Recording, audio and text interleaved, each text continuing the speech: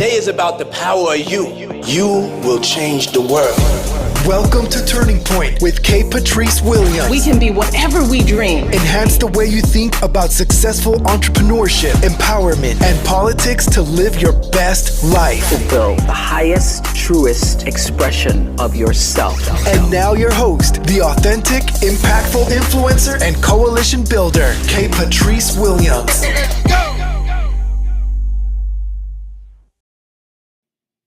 Hello, this is Patrice Williams with Turning Point, and we have a special edition, a special guest. I cannot hardly wait for you to see who this guest is. I'm going to bring him onto the screen while I'm introducing you. There he is, Senator Bill Dodd. It's good to see you, sir. Patrice, I love your intro there. That was pretty darn good. Were you dancing awesome in the background? Absolutely. Yeah. Me too. We just started the intro. We just started the intro this year, and it's been a month, and it hasn't gotten old. No, that's really good. Really good. Well, I'm going to introduce you to our audience before we get started. I have the abbreviated version of your bio because I just thank goodness for your whole audience. They will be so funny. Dr. David C. Isom says the senator has moves. Well, it takes one to know one. He's got the moves. Too funny. Okay, let's give your bio before we get started. Okay. So Senator Bill Dodd, elected in 2016 to represent California's 3rd Senate district. Senator Bill Dodd is a 5th generation Californian with a lifelong resident of the district, where he grew up on a small family farm in Napa County. The district includes Napa and Solano counties and portions of Contra Costa, Sacramento, Sonoma, and Yolo counties. Senator Dodd serves as the chair of the Governmental Organization Committee and is a member of the Transportation Committee, the Energy, Utilities, Communications Committee, and the Insurance Committee. He is co-chair of the Senate Select Committee on the California's wine industry and the Legislative Delta Caucus. His work in the Senate has spanned many topics, from improving public education to protecting seniors and the environment. He is one of the legislator's most prolific legislators, authoring 67 laws in 5 years. As a senator representing wildfire-torn Napa and Sonoma counties, he has co-chaired with the 2018 Conference Committee on Wildfire Safety and Prevention and authored numerous bills that were signed into law to protect Californians from future infernos and accompanying utility rate hikes. Prior to his election to the Senate, Senator Dodd represented the 4th Assembly District. In the Assembly, he worked to help small businesses protect the environment and support seniors and working families. He advanced a balanced, sustainable budget that invests in our education system from preschool through higher education. Prior to his time in elected office, Senator Dodd was a successful small business owner. Senator Dodd and his wife, Mary, live in Napa and have 5 grown children and 10 grandchildren. I love your bio. And that was a short version? We got to get rid of the long one. Your team sent over 4. No, they didn't send over that. I went to your website. And the full one was 4 pages. Oh, my. I said, we have to shorten that up. Yeah, absolutely. Yeah, because you said you had a hard stop in 45 minutes. I said, we have to shorten that up a little bit. I'm so glad that you're here on our show, Turning Point. And the reason why I'm especially happy that you're here at this time is because through the pandemic, what I'm realizing is that the community is becoming more and more aware of our elected officials, and you really, I've heard you explain what happens at the Capitol before. And I thought to myself, it's perfect for you to come on and talk about what happens at the Capitol, get us all engaged, let us know about some priorities that you are working on. And so the fact that you were available, I was just thrilled. Well, always happy to be on anything you're doing, Kate Patrice. I think this is a good opportunity to talk to people that are in my district. Because of COVID, it is a different job. There's just no doubt about it. Part of the reason why I love public service is being out and around and meeting people, going to community events, and it's lonely out there. I'll tell you, it's there are no community events to go to, obviously, and so what we do is we do the best we can, and you've made this available to me, and I appreciate it to be able to get out and let people know just what's going on. It is pretty sad. We're going to since the beginning of January. I've been going to the Capitol about 4 days a week. This week, because of the holiday on Monday, it'll be 5 days.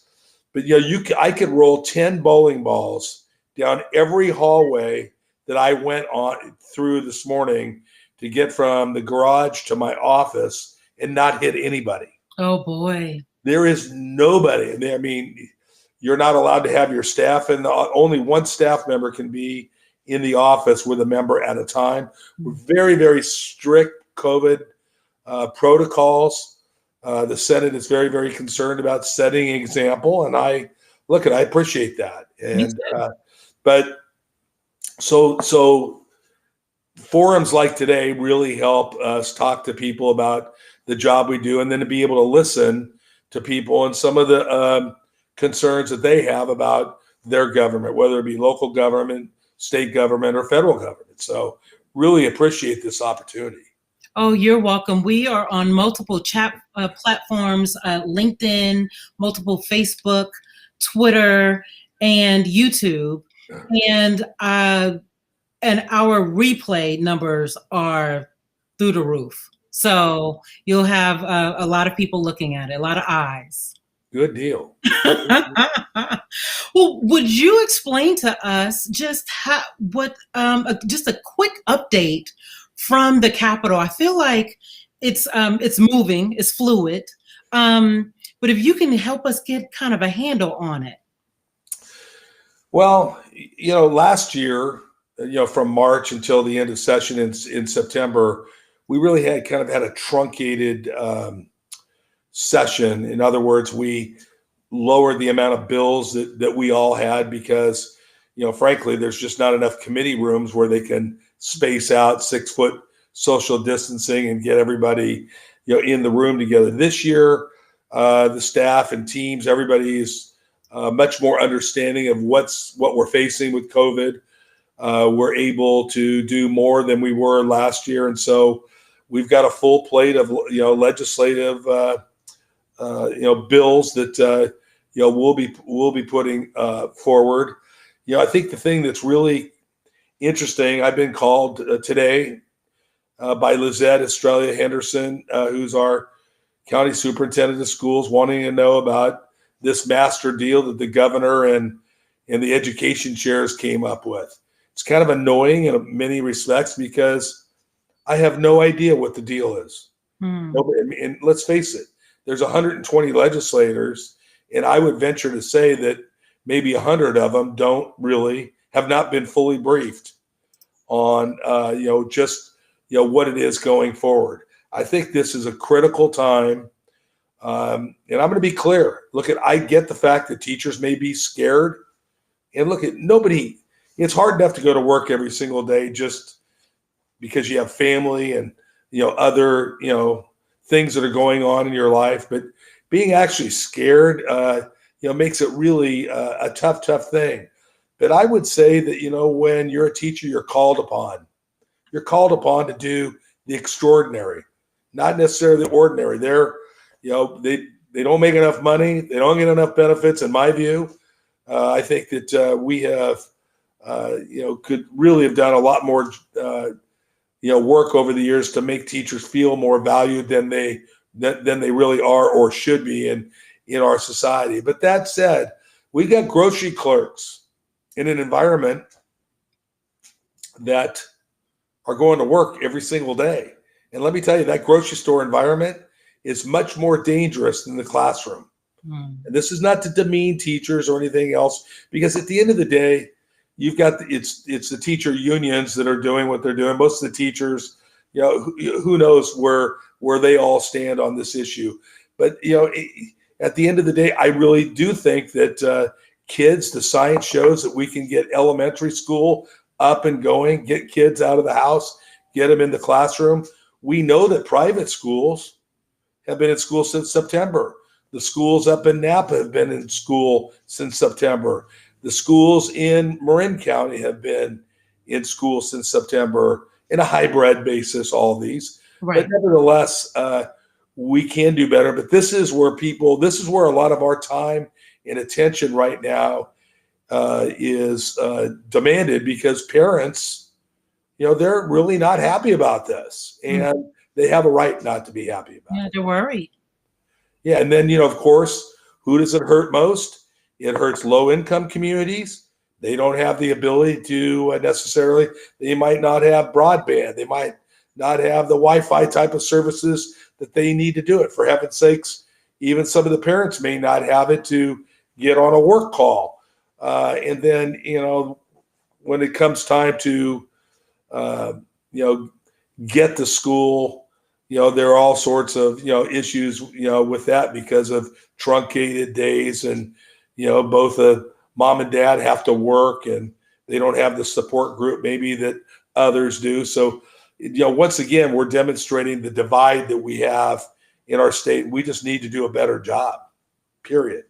Yeah. And we all knew about the digital divide before COVID, but COVID has just put a mark on it that is indelible, that we've got to move in this area, and we got to move fast. We do. A community leader that works in education sent me a message, and she said, I have parents, and they are driving their students to McDonald's and doing, their work at the McDonald's for their Wi-Fi connection, because at home is just not enough. Wow. I mean, yeah, it's just, we've got to do better. I think there's just no doubt about that. You're right. You're right. Well, I tell you, someone from your office sent me this beautiful graphic, how a bill becomes a law. Okay. You're so funny. You're looking at like. Okay. That's awfully small print, Kate. It sure is pretty tiny, huh? Well, then nobody can correct me if I'm wrong on just one part.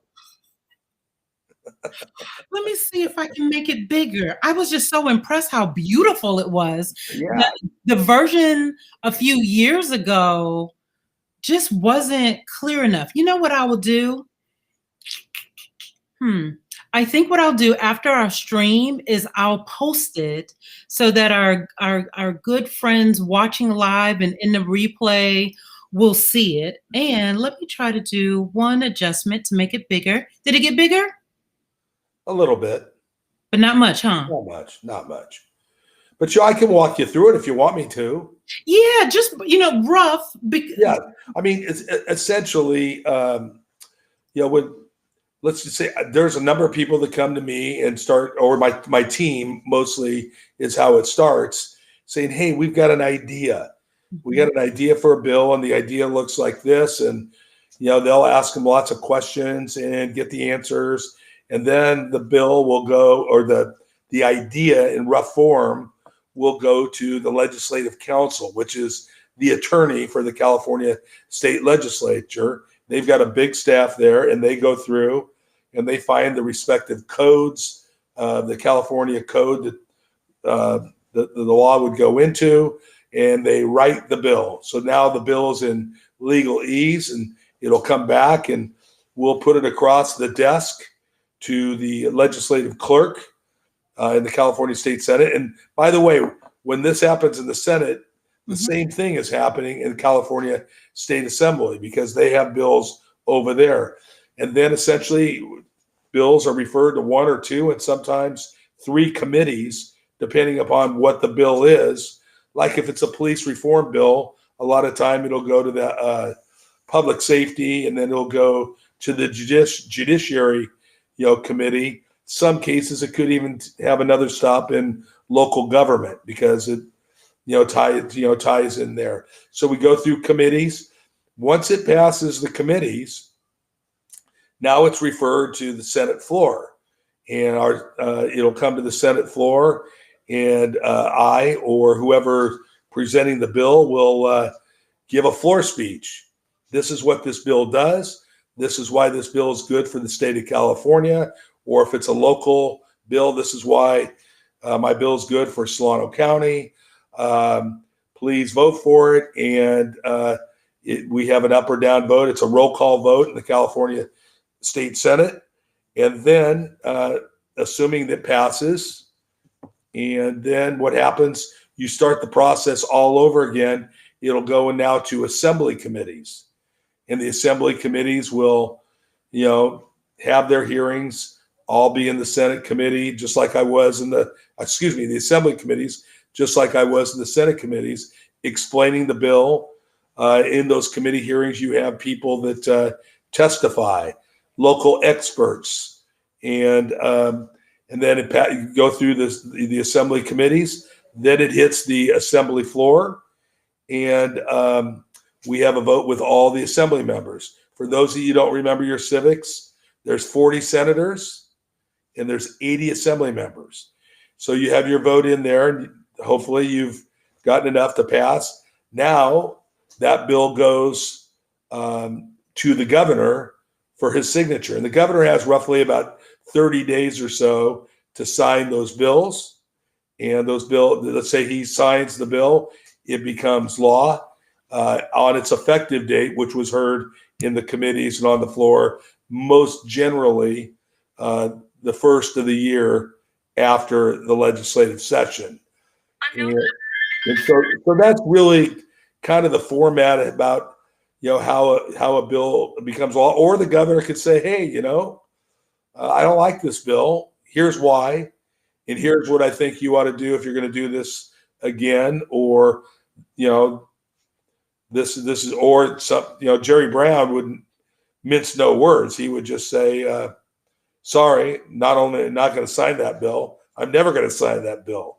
So don't bring it back. But nevertheless, it's a good process. This is a way most state governments work, and by and large, same thing happens in our federal government as well, with different nuances.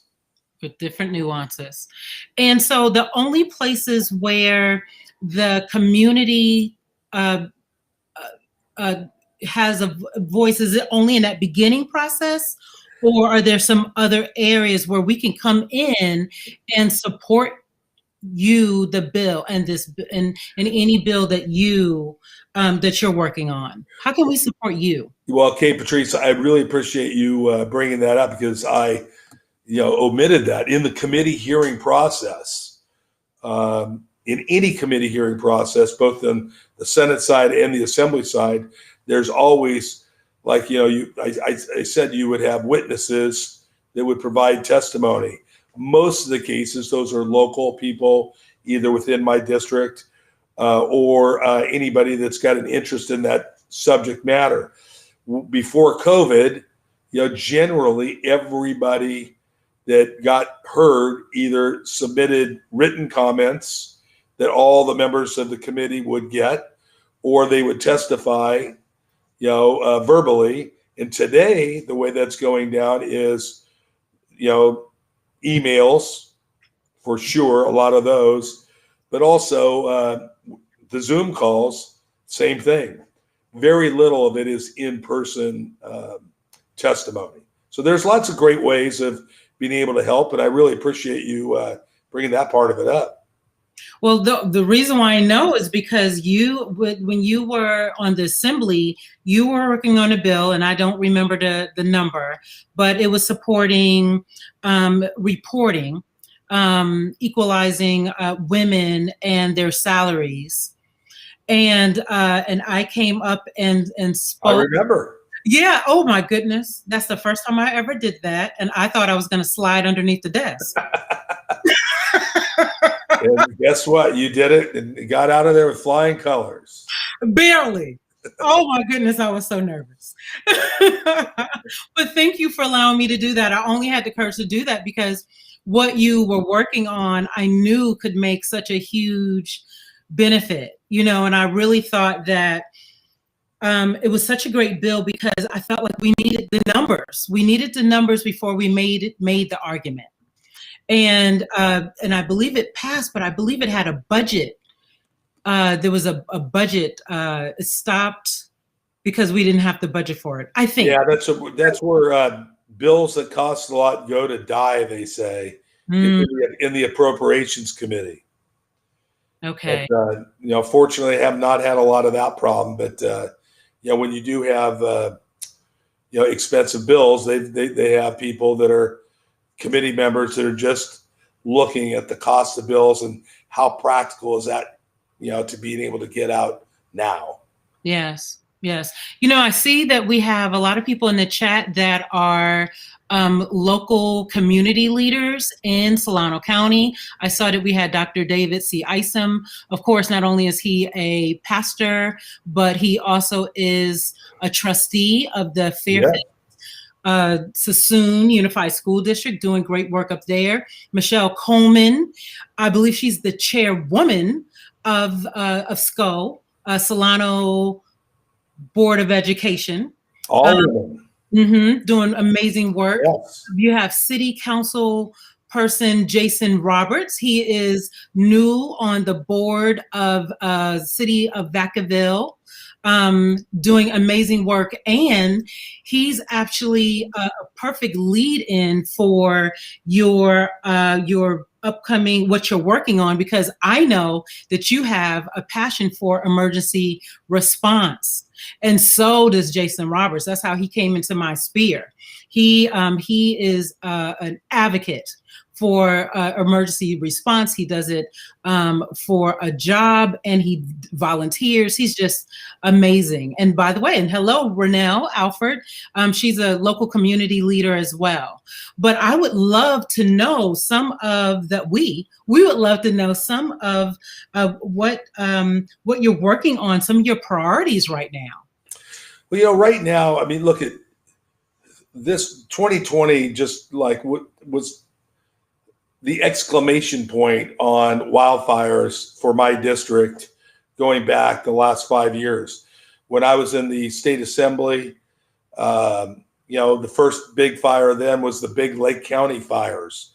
People remember those. And then, of course, 17 is when the Napa, Sonoma, North Bay fires. And then for the fires this year to have hit Vacaville and Fairfield like they did, Napa County, at least twice. We spend roughly $300 billion a year on fighting, $3 billion a year on fire prevention. And at the end of the day, we're spending $300 million, or about 10% roughly, on prevention. I just really believe that much more can be done trying to prevent fires by home hardening.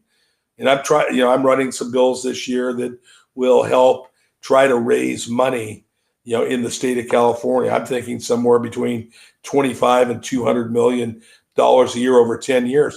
There's lots of people that live in the WUI, which is, wildland urban interface. So it's that area like between, Pleasance Valley Road in the city of Vacaville, for example, that just got hammered in this, in this fire. And there's a lot of people that, have a lot of land, but don't have necessarily the cash resources to be able to, go out there and thin their forest, reduce the amount of fuels, to harden their homes. These are the type of areas right now that I'm working really hard on trying to get through. The other thing is I've got a bill that's already in right now to try to have an Office of Technology and Infrastructure in the state of California for wildfires.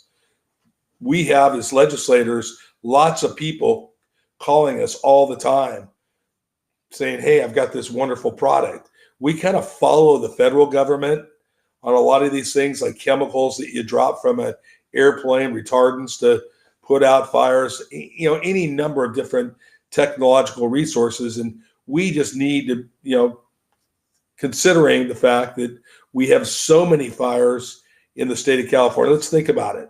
We had something on the order of 9,000 to 10,000 lightning strikes, creating 700 wildfires, and 25 of them being major. And, the reality was the help wasn't really there that we needed to have, because look at our emergency service people are doing everything they can to save lives.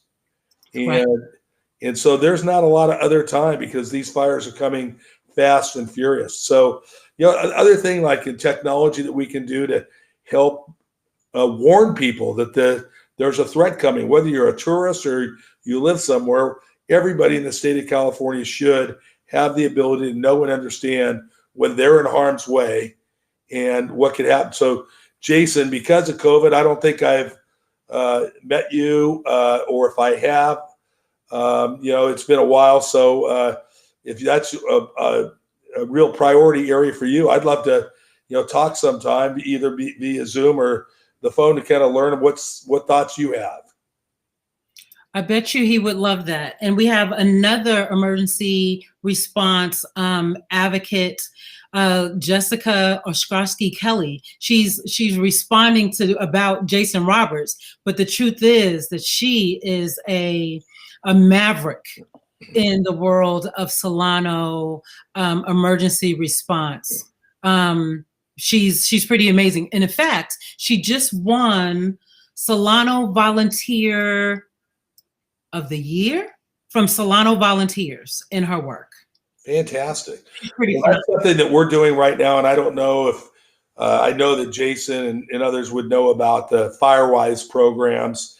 And, it doesn't have to be called Firewise. It could be any other nonprofit. But nevertheless, we're getting some money. And so I want to be able to help point some of those dollars to some of these nonprofits to help expand the services that they provide to the community, because they are incredibly invaluable. And frankly, our local resources, like Jason and Jessica, are way better positioned to know where they need to spend that money and what things need to get done within their own community. So let's keep in communication. Oh, that's wonderful. That's wonderful. I see we have one of our good friends, a good friend to mine and yours, I believe. Our trustee, Dana Dean, says— The one and only. The one and only Dana Dean. So she is just saying hello. Of course, she is one of our trustees at the Solano Board of Education.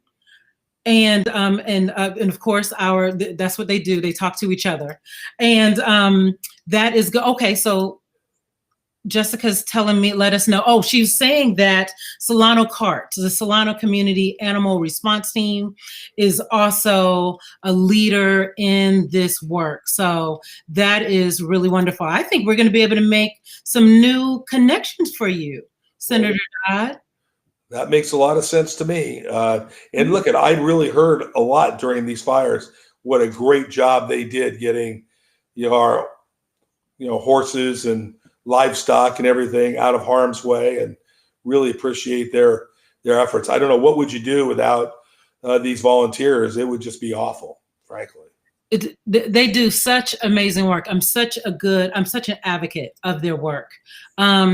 Including Ron Turner from your office. He's pretty phenomenal too. He's the one and only too.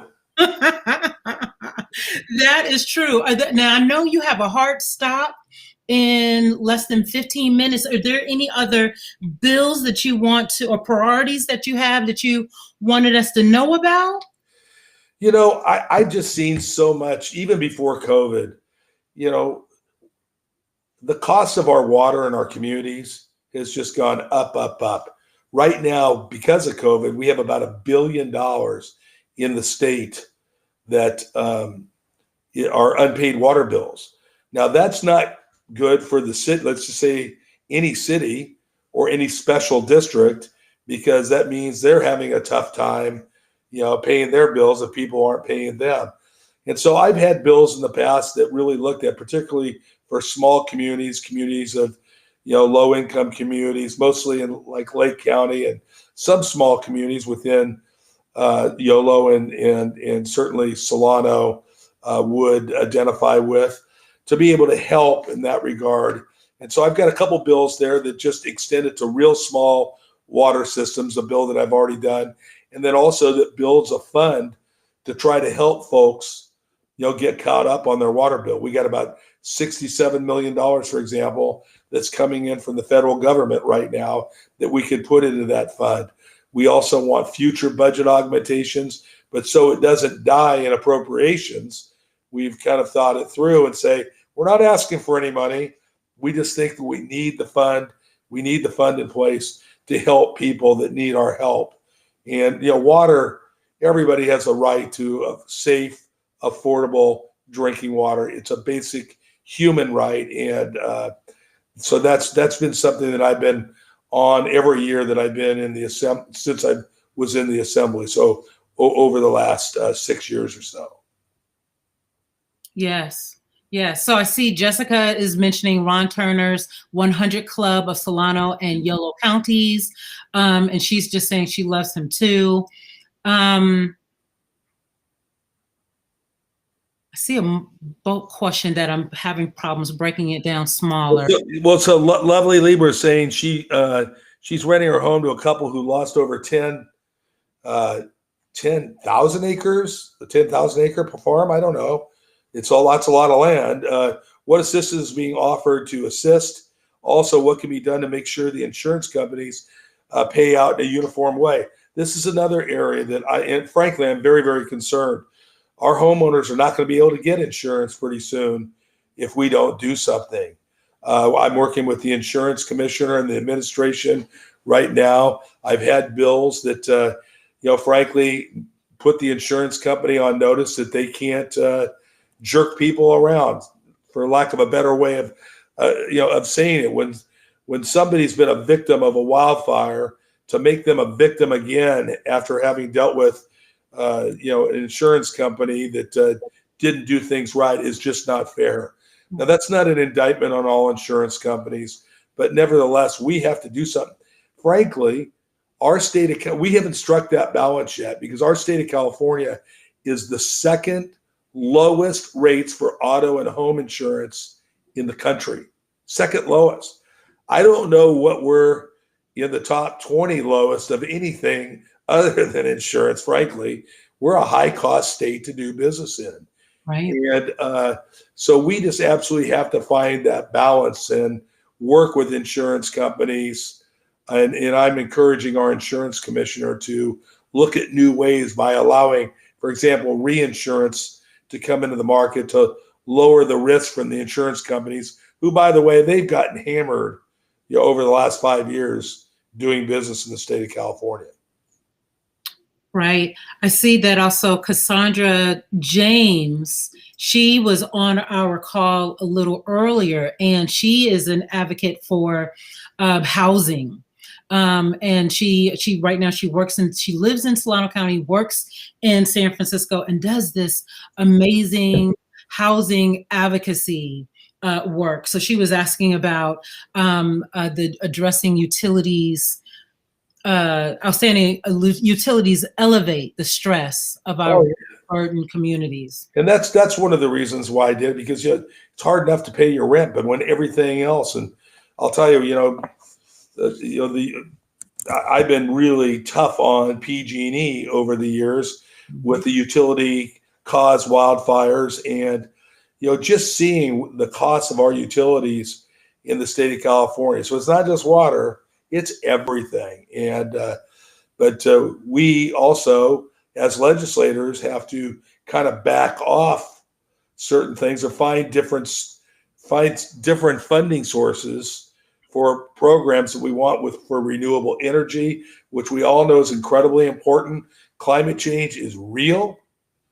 These fires are climate driven, and we know that we have to do more in renewables, and we are doing more. We see Ford Motor Company and even General Motors, who was late to come to the game. But what you got to look at is where they are right now. They're announcing an all electric fleet by 2035. Let's give them a hand for that. It's amazing. But the reality is the consumer can't continue to have to pay for all these things. And particularly, from an environmental justice standpoint, oftentimes it's those low-income communities, that aren't factored in. Like, oh, we got these rebates for an electric car. Well, how do they make that work? I mean, sometimes those are just really, out of the reach. And so we have to do a better job of making sure that everybody's included in this climate discussion and have them have the ability to reduce their carbon footprint as well. I agree. And it's so funny. Cassandra James she was just saying that we need to look at everything from that equity lens. How do we reach everyone? How do we do it? And so you just spoke specifically to that. Thank you. Well, even the COVID, recovery, as we get into the recovery mode, we have to make sure that the recovery mode is we've got equality in every single component of that, or we're going to continue to lose the faith and trust of the people we serve. Absolutely. And it's really enticing when somebody walks up and says, "Hey, Senator, I can get you in to get a shot right now." And I go, no. We got to make sure that our frontline workers, our nurses, our teachers, everybody, people, senior citizens, even though I am a senior citizen, I'm not quite there yet. But when my number's called, I'll be the first one in line to take my shot. Okay. But not before. Not 1 second before. Not 1 second. Well, I know we only have 4 more minutes with you. I'm hoping that we could do. What would you like the community to reach out to your office about? I think more than anything, I think that as you see things, in the community, I'll tell you, we've had not contests, but we've had a number of people that have brought situations to us that we've actually made, written bills on. And so somebody that's got an idea that they think would be a good legislative idea, we're always looking for that. I'm really honored to be able to, to serve the district that I have and really getting to know the people in Solano County and look at from, what do we have, 7 cities in Solano County? Am I right on that, or 8? 7 or 8? 7 or 8. I always get it wrong. Let's go with 8 because it sounds better than 7. Okay, let's make it even. But at any rate, I'm telling you, they are so diverse and so different in so many cases. Yes. And so it's really important that, and I think you've got to, I've been really impressed with the Board of Supervisors and working with them, the city councils throughout in every city. They're all working hard and, trying to get through this COVID disaster like individuals and like their state government. And I'm trying to move around here. I've got the sun shining in my face. So that's a good problem to have. Yeah. No, it's kind of nice. It's some vitamin D. But at any rate, I would say that, let's just start right here. If you're having a problem with EDD, and I'm so sorry, I'm telling you, it just pains me that people qualify for the benefits that have been given by the state, by the feds, but because of some bureaucratic nightmare, they don't get the money they should get.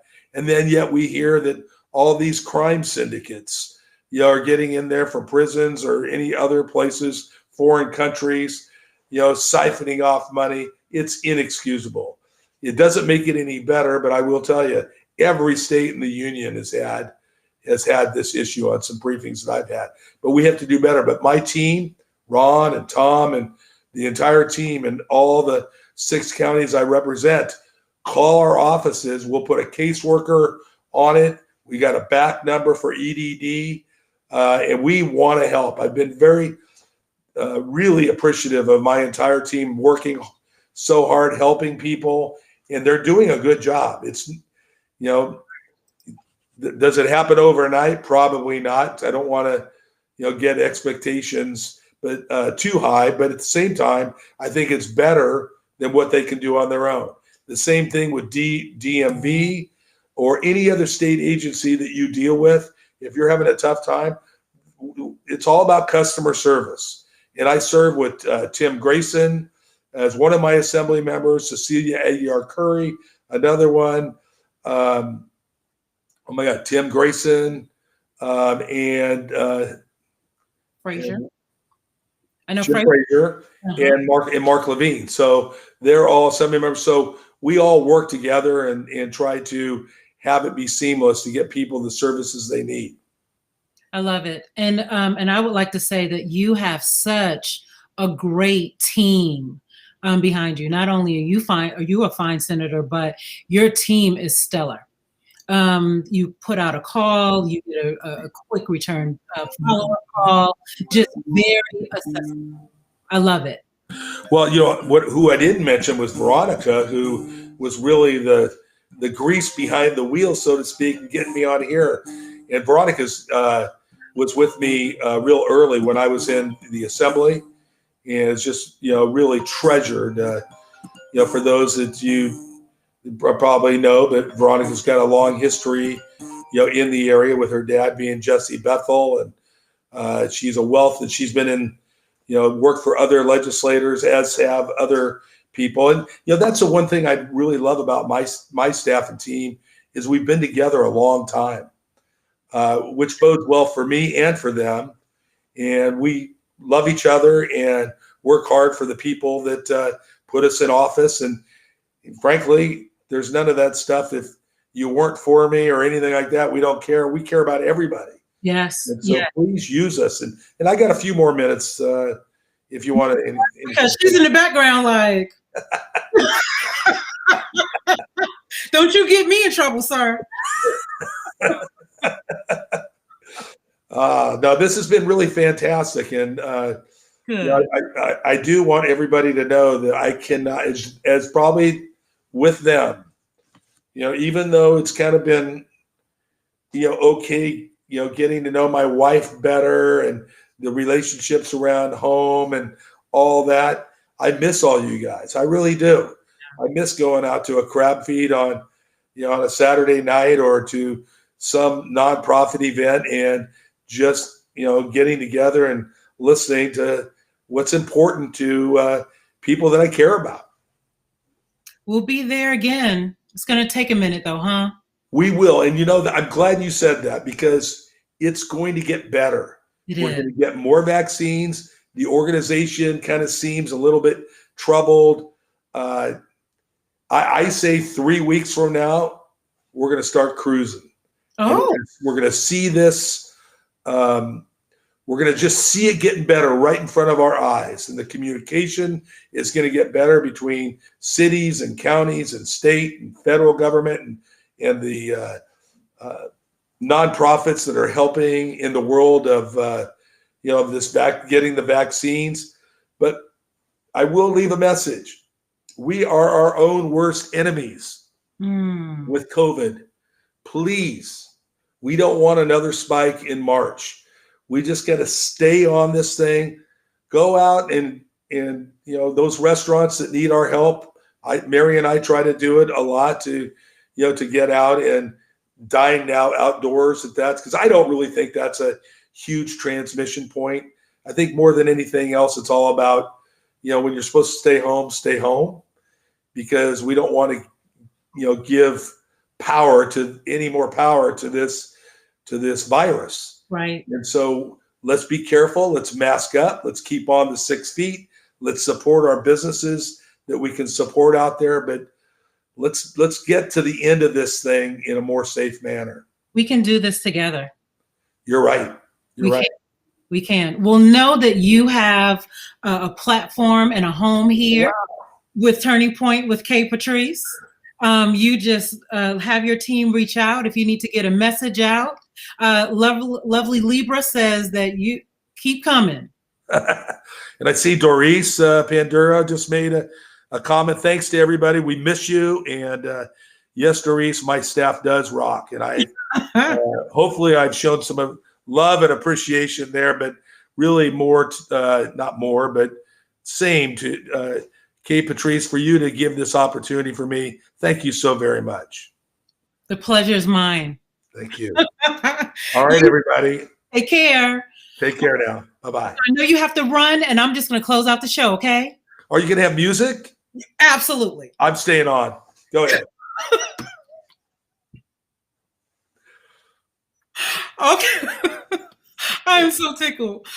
Well, this has been a wonderful edition of Turning Point with K. Patrice Williams. I have a co-host, Senator Bill Dodd, and we are signing off. Have a wonderful, wonderful week, and we're gonna do an outro. Senator Bill Dodd. Okay.